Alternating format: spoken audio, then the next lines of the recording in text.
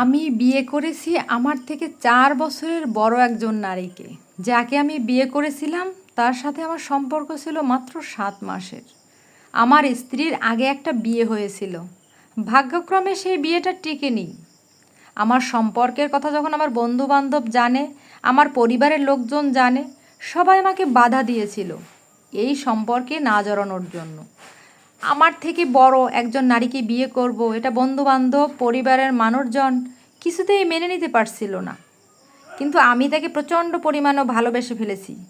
আমার ধারণা আমার স্ত্রী আমার থেকেই বেশি ভালোবাসে।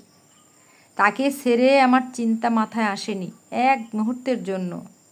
বন্ধুবান্ধব আর পরিবার মানুষজনের কথা শুনে ভেবেছিলাম তাকে ছেড়ে দিব। তারপর শেষে কিছু মানুষের সহযোগিতায় বিয়েটা করেই ফেলেছিলাম কাজী অফিসে। ৩ বছর চলে গেছে, আমাদের সংসারে কোনো অশান্তি নেই। দুজনের চাওয়া পাওয়া শুধু দুজনকে ঘিরে, শুধু দুজনের চিন্তা দুজনেই করি। আমরা স্বামী স্ত্রী দুজন জব করি। আমার স্ত্রী এখন প্রেগনেন্ট। অতি দ্রুত আমরা বাচ্চার বাবা মা হব। বিয়ের পর পরিবার থেকে মোটামুটি বিচ্ছিন্ন হয়ে গিয়েছিলাম। আমার স্ত্রী আমাকে কখনো পরিবার থেকে দূরে থাকতে দেয়নি। আমার স্ত্রীকে না মানলেও আমার স্ত্রী পরে আমার পরিবারের সব সদস্যদের নিজের পরিবারের মানুষ মনে করা শুরু করেছিল। আমি আমার পরিবারের সাথে দূরত্ব তৈরি করতে চেয়েছিলাম, কিন্তু আমার স্ত্রী তা করতে দেয়নি। ছুটির দিনগুলোতে আমি তার সাথে থাকতে চাইলে সে জোর করে আমার পরিবারের কাছে পাঠিয়ে দিত। সব কিছুর জন্য অনেকটা স্বাভাবিক হয়ে গেছে আমার স্ত্রীর কারণেই। সে প্রেগনেন্ট, আমি আমার সবটুকু দিয়ে তাকে ভালো রাখার চেষ্টা করছি, তাকে সময় দেওয়ার চেষ্টা করছি।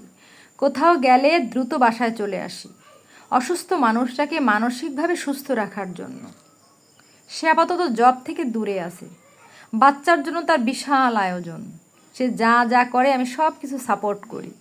তারপরেও মাঝে মাঝে তার মন খারাপ থাকলে নিজের খুব কষ্ট হয়। শুনেছি এ সময় মেয়েদের খুব মুড সুইং হয়। সে কারণে অকারণে আমার সাথে রাগ অভিমান করে। আমি ব্যাপারটা এনজয় করি। রাত গভীর হয় কিন্তু আমার ঘুম আসে না। আমার স্ত্রীর দিকে ফ্যালফ্যাল করে তাকিয়ে থাকি। আমার ভালো লাগে। তখন তার ঘুম ভেঙে যায়। ঘুম ভাঙলে সে আমাকে ডাকবে না, একা একা বসে থাকবে, মন খারাপ করবে।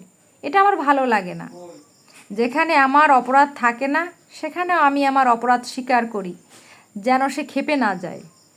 মাঝে মাঝে সে আমাকে জোর করে ঝগড়া করায়, আমিও তার সাথে তাল দেই।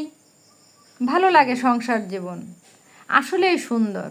ভালো আছি আলহামদুলিল্লাহ।